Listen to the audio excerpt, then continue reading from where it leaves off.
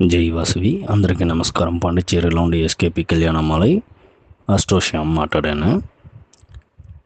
నిండ పేరు అడిగారు, తిరుమల పొరుతం ఏమి ఎట్ట చూడవులా, దాంట్లో ఏమేమి స్టేజ్ ఉంది అటంటే అడిగారు.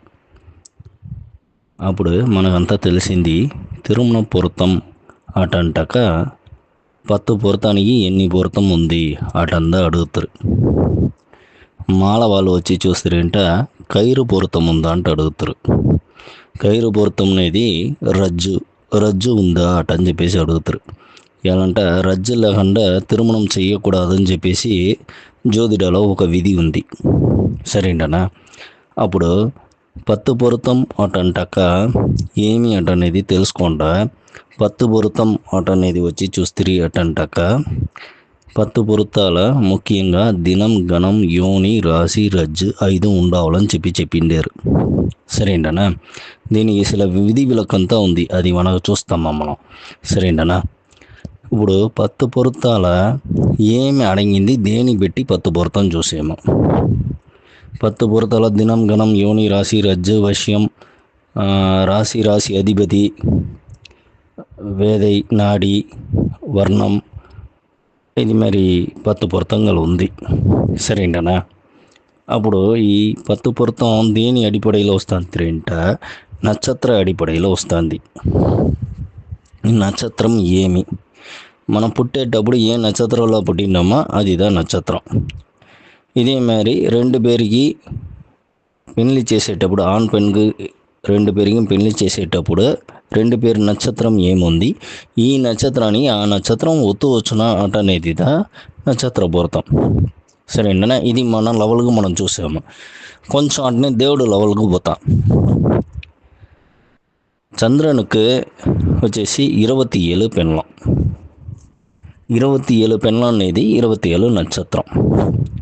నేటికి చంద్రుని ఏ నక్షత్రం వంట ఉండేరు ఆ నక్షత్రానికి మత నక్షత్రం ఏదేది అనుసరణగా ఉన్న ఆట అనేది నక్షత్ర పొరుతం, ఓకేంటనా.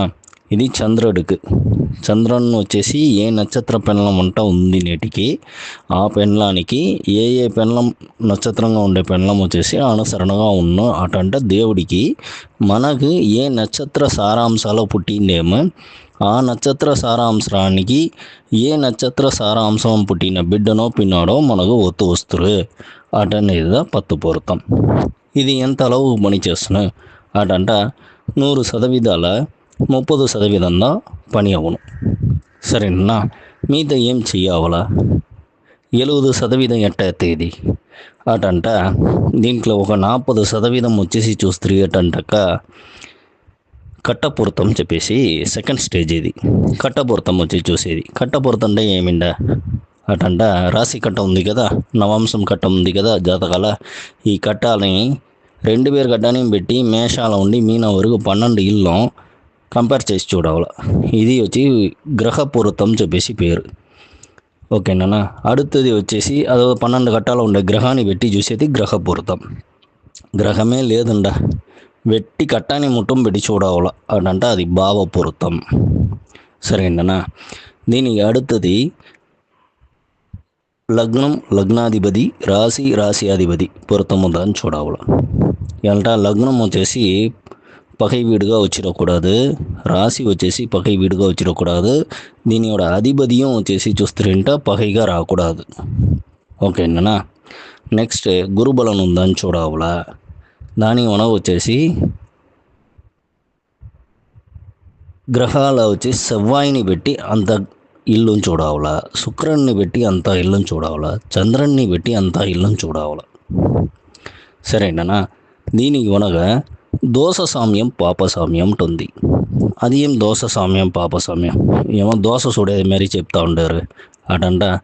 దోషం అதாவது ఓ జాతకాల 2 విషయం ఉంది, ഒന്ന് యోగం ఒకటి దోషం. మీ ఇంట్లో మీ పెళ్ళమో మీ కూతురు లేదా మీ అక్కచెల్లవాలో వండి తిరిగేటంట భోంచేరు కదా, అప్పుడు భోజనం నసవునంట దాన్ని ఏం చెప్పరు కదా, అది నసలేదంటాక దీంట్లో కారం చల్లమా ఉప్పు చల్లమా అటంటారు. ఇది సాధారణంగా చెప్పే మనుషులు. சில பேர் వచ్చేసి చూస్తే ఏంటంటాక ఇంట్లో తట్టనే పరందనం, కారం చాలా ఉప్పు చల్ల, నువ్వు ఏం చేసావు, నేను కష్టపడి పని చేసేసి వచ్చాను, నువ్వు వండిసి ఇది మీద చేసి పెట్టిండేవు, హాయిగా టీవీ చూస్తూ ఉండేవు అటంట మాట్లాడతారు. సో అప్పుడు ఏమేంటంట, భోజనం నస ఉంటా ఊర ఒకటి చెప్పబోయేది లేదు, నస లేదంటాదా చెప్తారు. అదేమే కదా జాతకాల యోగాన్ని బట్టి ఓరు మాట్లాడబోయేది లేదు, దోషాన్ని బట్టి మట్టందా మాట్లాడతారు. సరియా? అప్పుడు ఆ దోషం వచ్చేసి ఏ లెవెల్లో ఉంది, అది వచ్చేసి ఎదురుపాలినతోరు, అதாவது ఆడవాళ్ళు మగవాళ్ళు అంటే చేర్చేటప్పుడు, జాతకం చేర్చేటప్పుడు పొరతానికి ఎక్కువ అవునా తక్కువ అవునా అటంట. అప్పుడు ఎగ్జాంపుల్ వచ్చేసి ఒక ఆడబిడ్డకు మాంగళ్య దోషం 33% ఉంది, ఇంకో మగపిన్నాడికి వచ్చేసి చూస్తారంట మాంగళ్య ఆయిల్ దోషం. మగవాళ్ళకి ఆయిల్ దోషం చెప్తారు, ఆడవాళ్ళకి మాంగళ్య దోషం చెప్తారు. సరియా? అది ఎందుకు చెప్పారంట, దాంట్లో ఉండి వాళ్ళు తప్పించుకున్నారంట, మగవాళ్ళకి అది పోయి చేరంట. ఆయిల్ దోషం అంటే మగవాళ్ళకి, మాంగళ్య దోషం అంటే మగవాడు వచ్చి మాంగళ్యం కట్టినాడు, దాని నుంచి మగవాడికి దోషం పోయి చేరున్నట్టు అని చెప్పేసి మాంగళ్య దోషం చెప్పేది. సరేనా? అప్పుడు ఆ మాంగళ్య దోషం వచ్చేసి చూస్తే ఎట్టంటే 33, మగవాడికి వచ్చేసి 66 ఉంది అని పెట్టుకున్నామే, ఇది రెండునే యాడ్ చేసినంటే 99 వచ్చేస్తుంది. అప్పుడు వీళ్ళకి 100 మార్కు, వాళ్ళకి 100 మార్కు, 200 మార్కు 99 వస్తాక 200కు పాస్ మార్కు 70 మీద పోతుంది. అప్పుడు ఆ దోషం పని చేస్తుంది అటంట. ఇండివిజువల్గా చూస్తే అటంటాక ఆ జాతకంలో 33 ఉంది కదా మంగళ్య దోషం, అప్పుడు అది పని చేయదు ఆ బిడ్డకు. ఈ పిన్నాడికి ఆయిల్ దోషం 66 ఉంది, తనియానం పని చేస్తున్నా ఆ పిన్నాడికి, రెండుని చేరుతానా ఆ పిన్నాడికి పని చేస్తున్నాం. అప్పుడు ఇది మరి సిచ్యువేషన్లో చూసి పొరతం చేరి అవ్వాల. సరేనా? అప్పుడు ఆ దోష లెవెల్ ఎంత లెవెల్గా ఉంది అటంట. మనం ఏం వేసి పెట్టింటాం, ఏబిసి అటని చెప్పేసి 3 లెవెల్ వేసి పెట్టింటాము ఆ దోష లెవెల్ని. దాంట్లో 33%, 99%, 66% అంటే ఇచ్చేది కనక్కు 3గా పిలిచి. సరేనా? అప్పుడు ఇది మరి దోషం ఎక్కువ అయ్యంట పెళ్ళి కట్టుకునేసి మనకు పడాదపాడు పడవలసిందా, దాన్ని ఎట్ట సాల్వ్ చేసేది అనేదిదా ఈ కట్టపూర్తాలను మనం చూసేది. ఇది వచ్చి కట్టపూర్తాల దోష సామ్యం. దీనికి మనం వచ్చేసి పాప సామ్యం ఉంటుంది. பாப சாமியம்ட்ட பாபகிரகங்களோட வலிமை. பாபகிரகங்கள் வலிமை అటంట ఆడబిడ్డకు పావగ్రహంగల్ వలిமை ఎంత ఉంది, మొహ పిన్నాడికి పావగ్రహంగల్ వలిமை ఎంత ఉంది. ఆడబిడ్డకు పావగ్రహంగల్ వలిமை జాస్తిగా ఉంటా ఆ ఆడబిడ్డ చెప్పేదిదా ఇంట్లో నడుచును. మొహ పిన్నాడికి వచ్చేసి గ్రహங்களோட వలిமை జాస్తిగా ఉన్నంట మొగ పిన్నాడు డామినేషన్ ఉన్నాం ఆ ఇంట్లో. దీని ఇదా వచ్చి ఏం చెప్పిండారు ఆ కళల పెద్దవాళ్ళు, పాపగ్రహంగల్ వలిமை వచ్చి మొహ పిన్నాడికి జాస్తిగా ఉండవులా, ఆడబిడ్డకు తక్కువగా ఉండవులా అట అని చెప్పిండారు. సో ఇది ఒక పొరుతం ఉంది. ఇది అంతను చేరిదా సెకండ్ స్టేజ్ కట్టపొరుతం. సరేనా? థర్డ్ స్టేజ్ దశాబుద్ధి పొరుతం. దీంట్లో ఒకే దశ నడిచినా అని చూడవులా, దశా సంధి ఉంది అని చూడవులా, దీని వనగ పగై గ్రహమా అని చూడవులా, దీనికి వనగ వచ్చేసి నీచ గ్రహమా అని చూడవులా, ఇది అంతా చూసేసి తిది శూన్యాల మాటను ఉందా అని చూడవులా. ఓకేనా? షడ్బల గణితాలు ఎట్ట ఉంది అని చూడవులా. దీనికి మనక 2 పేరికం దశాబుద్ధి పూర్తం ఉందా, ఆ దశాబుద్ధి పూర్తాలో 2 పేరికి పెళ్లి కాలం ఉందా, గురుబలం ఉందా అంతా చూసేసి దీంట్లో ఫ్యూచర్ చూడాలి. 3 బుద్ధి వరకు వచ్చేసి ఫ్యూచర్ చూడాలి. ఇది థర్డ్ స్టేజ్.